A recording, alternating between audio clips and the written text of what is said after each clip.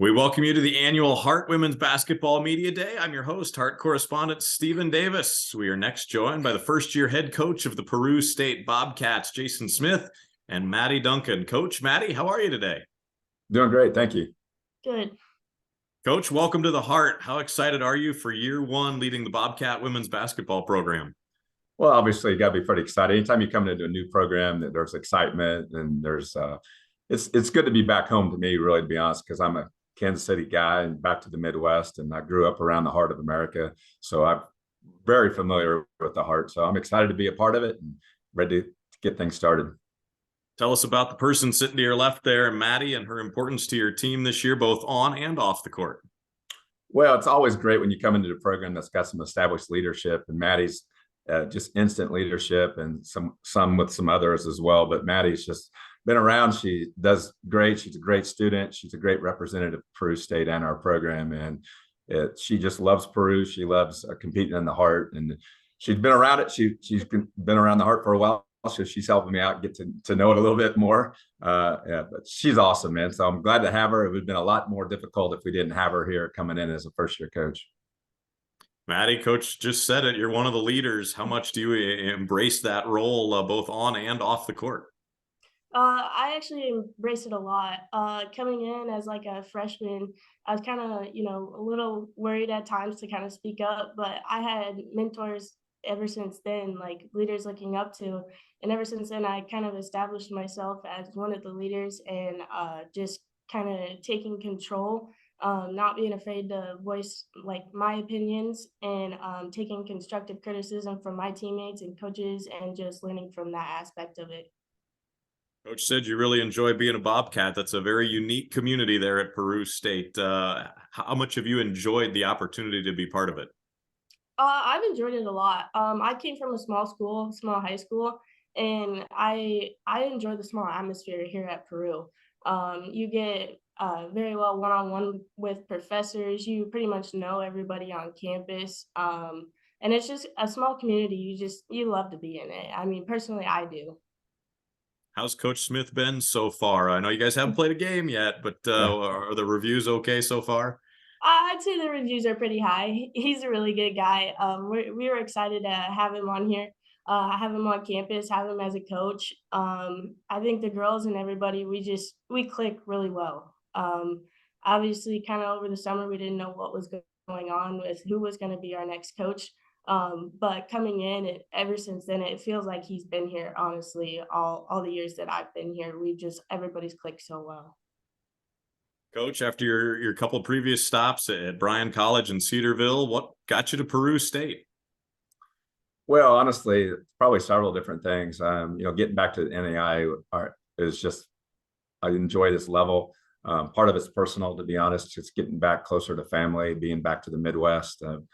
Me and my family's been away from this area for 20 years, and it's just about time to get back. So being able to get closer to family, close family in Kansas City and also in Omaha, which is great. But just the opportunity here at Peru, I think Peru's in a great place going forward. We're in some new management and some new scholarship structures, and the facilities are great. And when I came in here, these girls stayed. Most of the girls stayed here and were committed to Peru, and that really sold me. But these girls didn't just jump ship when a coach left, so they were committed to Peru. That means there's a level of excellence that they wanted to commit to, and the administrative is committed to. So there's a lot of things combined, but we're just excited to be here and have the opportunity to coach closer to home. Obviously, the Hart sent 4 teams to the NAIA National Tournament last year, had the national champion. How much are you looking forward to the challenge in this league? I don't know what looking forward to means. I mean, I'm just trying to work. We're really focused on ourselves right now, obviously being early and getting a new squad together, and just kind of seeing what we got when we started in non-conference. But I know the Hart's difficult, but we want to be the best. We want to get to the best. We want to be at the top at some point of this conference. So the only way you do that is to play the best. So it's good to come in a conference that is going to compete at the top of the level. So we know if we're winning this conference, we can win the national championship as well. So that excites us, knowing that this conference provides national championship caliber competition.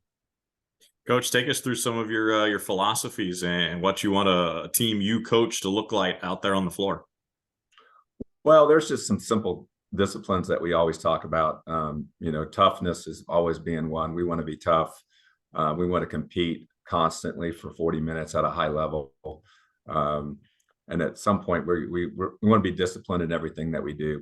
We want the other team to know that they played us. So they're going to be a little bit sore the next day.